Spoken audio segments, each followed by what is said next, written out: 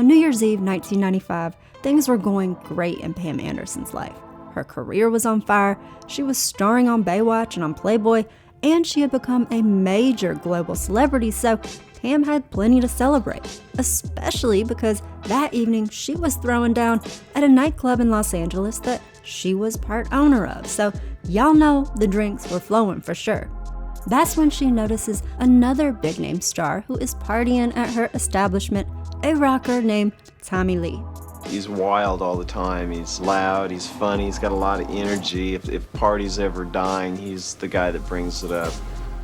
Now, Tommy is a heavy metal drummer in a hugely popular band called Motley Crue. If you're a pervert, say yeah! I knew it. One of Motley Crue's top hits was a song called Girls, Girls, Girls, with a music video that featured exotic dancers. And look, the band was known to also live up to their wild onstage personas. I mean, here they are cruising around town with a bunch of ladies in a hot tub on wheels. But the band was not just racking up women, they were also bringing in lots of record sales. In fact, they'd sold 20 million records by the time Tommy Lee showed up that New Year's Eve at Pam's club, and so Tommy was kind of a big deal. So in a show of hospitality, Pam sends over a shot to Tommy, and he looks up at the waitress and is like, "Hold up, Pamela Anderson is here?" Sure enough, he spots her sitting there, and she looks particularly beautiful to Tommy that evening, courtesy of some drugs that he had taken earlier. Tommy said, "On ecstasy, Joan Rivers looks like Pamela Anderson, so imagine what Pamela Anderson looked like." So of course he's like, "I gotta go make my move," and let me tell you, Tommy brings his A-game. Tommy says, "I pushed my way into the booth, slid over her girlfriend's laps, and forced myself a space right next to her." He came bounding over, wallet chains flying, and sat down next to me. Then Tommy grabs Pam's face and he licks it from chin to temple, he says, which you might think would turn Pam off, but Tommy said she just laughed and, without missing a beat, turned away and licked the face of the girl next to her. And then everybody started passing licks around the table. We all licked each other's faces around the table. Slow down. With a charming display of affection like that, it's no wonder that Pam gave Tommy her number that New Year's Eve. But after the ball drops and the high wears off, these two stars are back to their busy schedules and playing phone tag. Well, mostly Tommy is blowing up Pam's phone, and she ain't calling him back because she's a little creeped out about how much of a stalker he's being. But eventually his persistence pays off, because after 6 weeks, Tommy says Pam finally hits him back and leaves him the voicemail that he's been waiting for. On it, she says, "Tommy, damn, you're not there. I've got 24 hours to play and I want to play with you." Of course, Tommy is straight up thrilled with this message, so he starts getting ready for them to meet up, but he says that he had learned by that point in his life that women like bad boys. So he says, instead of buying new clothes and shaving and trying to look all fresh like Pamela, I put on my dirtiest leather pants, slipped into an old t-shirt that stank of BO, and didn't shave or shower. Then he says he goes to a store called the Pleasure Chest and loads up a duffel bag with $400 worth of toys, outfits, and lubricants. So Tommy is ready for a good time, but when he goes to the hotel where he and Pam are supposed to meet, she doesn't show up, and the receptionist in the lobby is giving Tommy this sympathetic look like, "Give it up, buddy, it ain't happening." Tommy starts calling Pamela, and finally he gets through to her on the phone, and she says, "I'm so sorry I'm walking out the door right now because I gotta get on a plane tonight for a photo shoot in Cancun." That's when Tommy replies, "You're going to Cancun without me?" And Pam's like, "Yes, this is a work trip. Look, I'm gonna be on the job for 20 hours a day in Mexico, so do not come here. I will not be able to see you." She says she begged him not to fly out there. But look, y'all, Tommy's already got the duffel bag full of lube, so he's going to Mexico. So he hops on a flight as soon as possible and rolls into Cancun. Problem is, he doesn't know where Pam is staying there, so he's calling around at every hotel on the strip looking for her. Now, Pam said she signed into the hotel under a different name, and she told the security there that if they saw anybody with tattoos hanging around, don't let them in. But that doesn't deter Tommy. He keeps leaving messages for Pam, but she ain't answering because she's mad that he's there in the first place. But her friends are like, "Look, this dude flew all the way down here. You might as well just go have a drink with him." Pam said, "On the day after Valentine's Day, I called him, Tommy answers and is like, dude, I'm here. He says, then Pam paused for a while and told him he was out of his mind, and he said, I know. Are you done working yet? Well, she was, and she finally agrees to meet up with him. Later, she said, I had a day left in Cancun, so I figured, what could go wrong? We just go out for dinner and have a lot of fun. But it ends up being a lot more than that. Tommy said, we found a place called Senor Frog's, which reeked of beer and margarita vomit. It was the perfect atmosphere for love to blossom, and after a few drinks, a little bit of ecstasy, and I'm assuming some AA batteries and maybe some costume changes, it's not long before Pam and Tommy are all up in their feelings for each other. Tommy said, all I remember about that night is Pamela and I staring into each other's eyes for hours, only taking breaks to blink and drink. It felt like our hearts had been hot glued together. I had to marry her. Pam was smitten too, explaining, it might have been the chemicals, but when he looked at me and said, I've never felt like this before, I want to marry you, I said, I've never felt like this before either. I want to marry you. 4 days later, they did get married. In lounge chairs, drinking cocktails on the beach, Tommy was shirtless in board shorts, and Pam wore a white string bikini.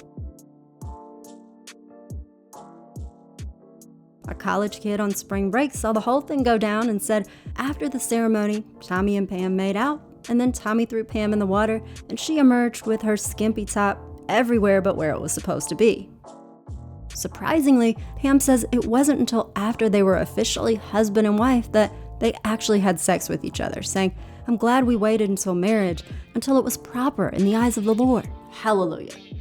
Instead of traditional rings, they got their names tattooed on their fingers, and Tommy got Pamela's name inked on another one of his appendages, or at least that's what Pam told the New York Post. Pam said, I don't know how that got out. There's a very select group of people who see his penis, but yes, it says Pamela. Despite that, Tommy told Howard Stern this was not true. You got Pamela tattooed on your penis. False. False? Yeah. Oh, that is false. That is false.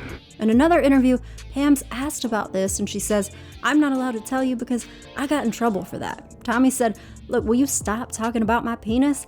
I always end up talking about Tommy's penis.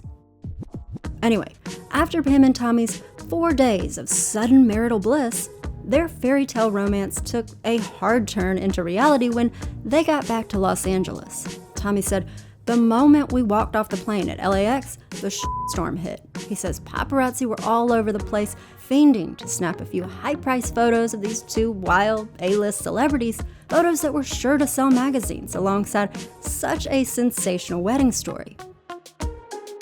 Tommy said that he and Pam fought their way through the mob of photographers, and they finally make it to his car. They're driving to his place, but as he glances up the hill that is overlooking his house, he sees camps of paparazzi staked out, waiting for them to arrive.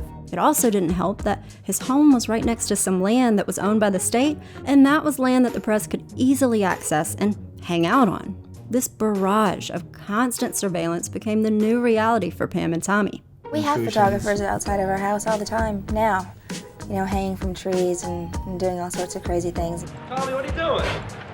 Taking a piss, man. I can't even take a piss. Why don't you guys have jobs? I'm getting into my car. I don't know how controversial or exciting that could be. Tommy said photographers would pop out of the bushes when we left the house and start high-speed chases with us down the freeway. Rolling Stone said that they would sometimes find boom mics hanging over their fence, and Tommy said he had to hire 24-hour security. But it's like legal stalking, He jumps out behind cars and scares the daylights out of me. We're planning on lots of landmines and razor wire around our house. And she wasn't kidding. Here's Tommy on his balcony in 1995, cocking a shotgun at a media crew from the show Inside Edition. Split! Shoot your right now! We're just gonna sit in our house and go, poof, you're gone. Out of here! Hey, Tommy! Pam, don't give it to her, man!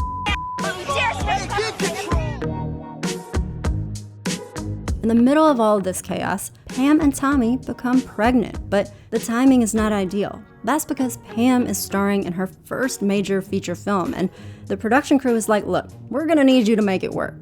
Everyone was like, well, we know you're pregnant, but You still have to kickbox in that 17-inch corset, and you still have to work 18 hours a day, and you still, you know, and I mean, that's just the business, what you have to do. And I said, okay, well, I can do this.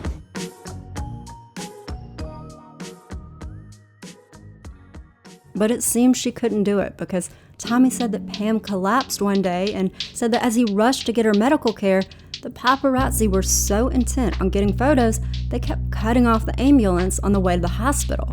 Tommy said, I could deal with them trying to crash our parties, but trying to crash our ambulance was another story. I wanted to crush them all. Tragically, Pam suffered a miscarriage and the couple lost their child. That was very stressful for me because I really wanted to have a baby, and so difficult, I think, for anybody to go through what Tom and I went through, but you know, it'll happen when it's supposed to happen, and we're working on it full force.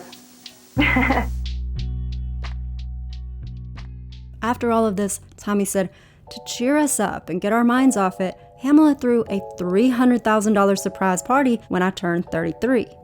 It was October 1995, and y'all, Pam went all out for this event. She flew in professional circus performers. There were lions and tigers, Ferris wheels, contortionists, sword swallowers. I had little belly dancers, like little people belly dancers.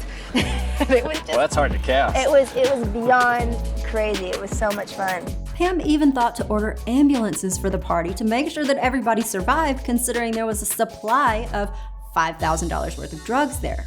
And in a true spirit of gratitude for Pam's elaborate planning, Tommy partakes in all the event has to offer, partying until 7 a.m. the next morning when he's carried into his bedroom on, quote, a big-ass stretcher. You've been watching an excerpt from my video on the savage scammer behind the release of Pam and Tommy's honeymoon tape, and there is so much more to this story, so if you want to see the full video, you can find that link down in the description, or you can search YouTube for Pam and Tommy by Mary Betsy.